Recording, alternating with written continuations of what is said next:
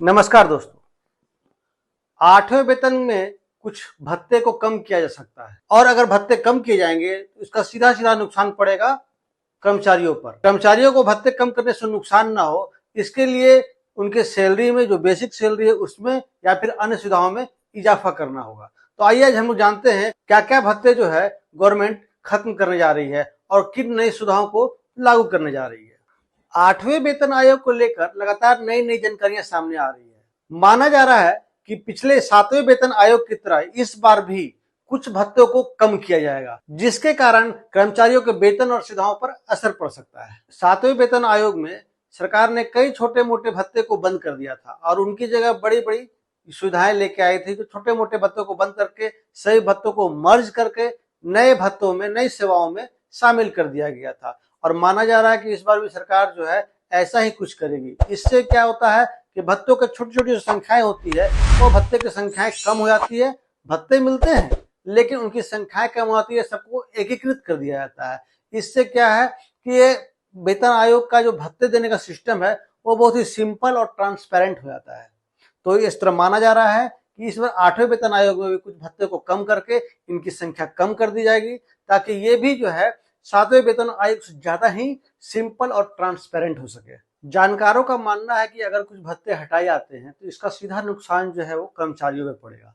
कर्मचारियों को नुकसान ना हो इसके लिए गवर्नमेंट जो है उनके बेसिक सैलरी में या फिर कुछ अन्य भत्तों में इजाफा जो करने वाली है। कर्मचारियों के साथ सीधा सीधा नुकसान ना हो इसलिए उनके बेसिक या अन्य सुविधाओं में बढ़ोतरी की जा सकती है। हालांकि गवर्नमेंट ने इसकी कोई आधिकारिक सूचना नहीं दी है या आधिकारिक घोषणा नहीं की है, लेकिन ये संभावना है, पूरी तरह से जानकारों का मानना है कि कुछ न कुछ भत्ते जो है वो कम किए जा सकते हैं। और कर्मचारियों और पेंशनर्स में इस बात को लेकर उत्सुकता बनी हुई है कि किन किन भत्तों पर असर पड़ सकता है। अगर हम बात करें किन भत्तों पर असर पड़ सकता है तो travelling allowance, special duty allowance, कुछ रीजनल भत्ते और कुछ विभागीय अलाउंस को खत्म किया जा सकता है। हालांकि इससे कोई आधिकारिक घोषणा नहीं की गई है। कर्मचारी संगठनों का मानना है कि आठवां वेतन आयोग केवल बेसिक में ही बदलाव नहीं, उनके डीए, पेंशन और हेल्थ संबंधी भत्तों में भी सुधार लाने वाला है। आने वाले समय में टर्म्स ऑफ रेफरेंस के तय होने के बाद यह तस्वीर और भी साफ हो जाएगी कि किन किन भत्तों को जोड़ा जा रहा है और किन किन भत्तों को हटाया जा रहा है।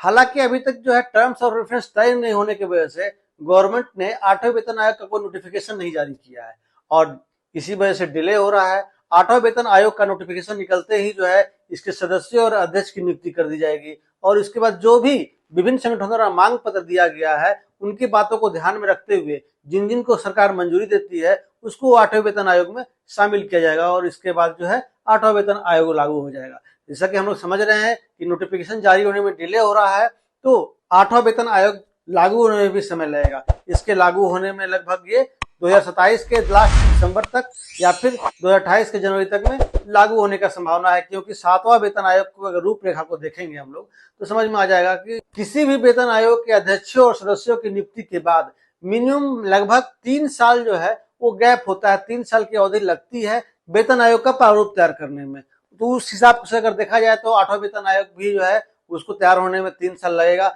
हालांकि ये कोई जरूरी नहीं है, सरकार की अपनी अपनी दक्षता होती है, हो सकता है सरकार इसको कम समय में भी लागू कर सके, लेकिन ये लागू होगा 1 जनवरी 2026 से ही। आगे भी आठवें वेतन आयोग से संबंधित नई नई जानकारी के साथ मैं आपसे मिलता रहूंगा। धन्यवाद।